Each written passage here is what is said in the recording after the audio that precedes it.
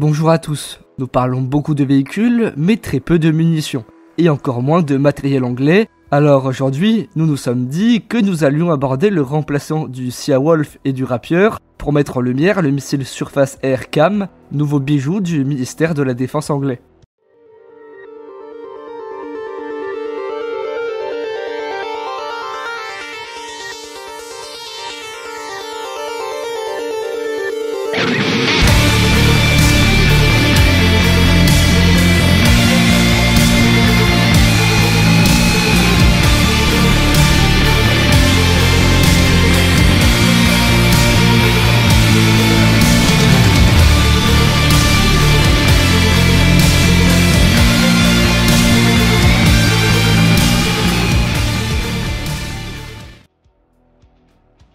Comme nous pouvons le voir en Ukraine, la défense antiaérienne est critique à plusieurs niveaux. Aujourd'hui, nous allons nous concentrer sur la défense antiaérienne courte portée de deux constructeurs européens, l'Iris-T SLM allemand et le CAM, Common Anti-Air Modular Missile britannique fabriqué par MBDA UK.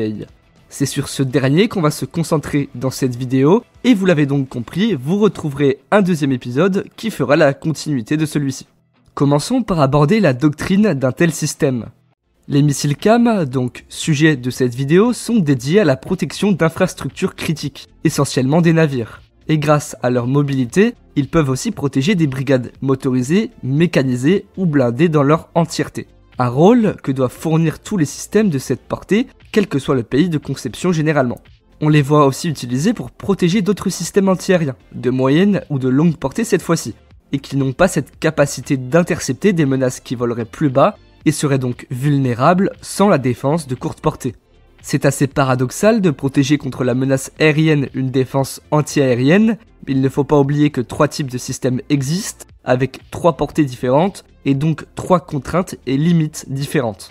La mobilité de ce système consiste à avoir des capacités de déploiement très rapides et de pouvoir se retirer tout aussi rapidement. Au final, l'aspect le plus important du système est celui dédié au contrôle. Le CAM peut être intégré avec n'importe quel système, dont l'IBCS, ou Système Intégré de Commandement de Combat de Défense Aérienne et Antimissile, qui fait partie des systèmes intégrés et qui est l'un des plus complexes.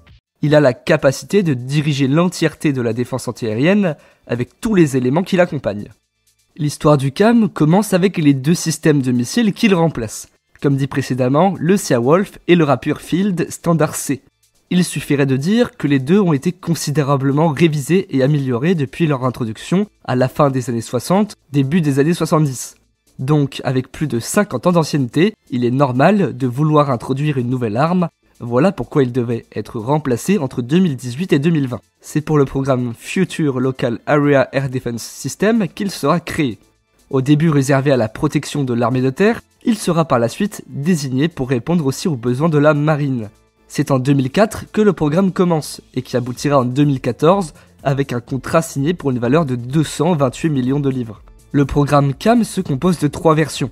Commençons par la seule qui est en service pour le moment. Il s'agit du CAM entre guillemets normal, le missile pèse 100 kg pour avoir une capacité d'interception qui dépasse les 25 km et des cibles qui volent très bas. Il lui est possible de faire ça grâce à son guidage par radar actif, ce qui le démarque de l'Iris-T allemand qui utilise des radars passifs. Évidemment, chacun a ses défauts et atouts. Un radar passif va mieux marcher en des conditions difficiles, comme une pluie intensive. En revanche, le radar passif sera plus difficile à brouiller, et a donc une meilleure résistance aux aspects de la guerre électronique moderne. Ces systèmes sont souvent accompagnés de radars de veille, qui seront donc passifs ou actifs.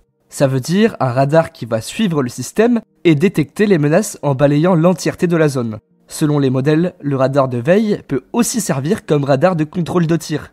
C'est lui qui va diriger le missile sur la cible choisie. Revenons au sujet principal, le CAM. Il possède des capacités de proximité, grâce au détecteur laser de chez Thales.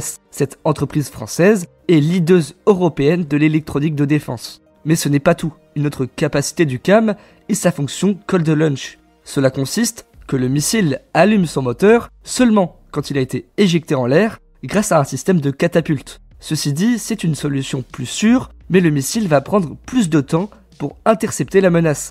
Comme dit, le lanceur a donc des inconvénients et des avantages, le système parfait n'existant pas. Le grand frère du CAM est le CAM-ER, Extended Range. Il est bien plus gros car il pèse 160 kg, mais il peut aussi atteindre des cibles 2 fois plus loin grâce aux 45 km de portée. En revanche, il perd en capacité d'interception de cibles à basse altitude, donc il est optimal d'utiliser l'un ou l'autre des CAM en fonction de la situation. Ce missile a été créé à la base pour l'Italie.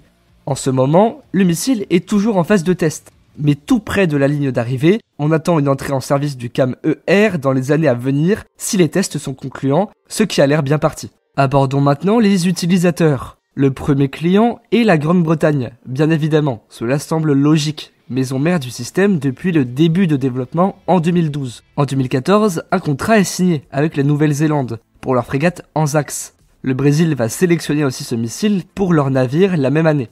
En 2014, MBDA remporte 2 contrats pour la fourniture du système SIA Sceptor à la Royal New Zealand Navy et donc aussi à la marine brésilienne, comme dit précédemment. À la liste se rajoute le Chili pour ses frégates type 23 fabriquées par le Royaume-Uni. En 2016, la Grande-Bretagne commande le CAM pour les frégates type 26 de sa marine. C'est seulement en 2017 qu'on verra le premier contrat pour ce système pour une armée de terre avec une version spécifique. Le client est évidemment la Grande-Bretagne qui le commande pour le système Sky Saber. La même année, l'Italie choisit le CAM-ER et le dernier client est la Pologne qui récemment sélectionna le CAM et le CAM-ER pour le programme Naru, Pilika Plus et Miasnik. 25 batteries de Naru, soit 50 véhicules, seront capables de tirer ces missiles. 21 batteries de Pilika Plus, soit 42 véhicules, en sont aussi capables, ainsi que les futures frégates Miasnik, basées sur la frégate type 31 anglaise, qui seront équipées aussi de ces missiles dans un futur proche. Ce sont des nombres énormes, et seul le temps nous dira si ces projets ambitieux aboutiront avec le nombre souhaité, car en effet, on assiste souvent avec la durée à une revue de la commande.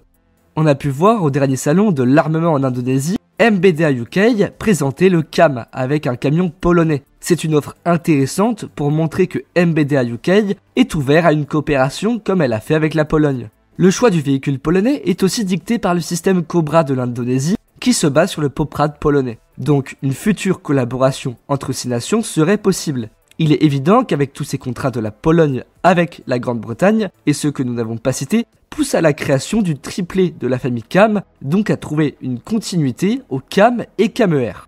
Bon, nous vous laissons pas comme ça, le troisième est le CAM-MR, MR pour Medium Range. La Pologne et la Grande-Bretagne utilisent des Patriots avec des missiles très chers, vraiment très chers. Ça a un énorme coût sur le portefeuille, et c'est une dépense inévitable mais caractérisée par un gouffre financier, et c'est là que le CAM-MR rentre en jeu.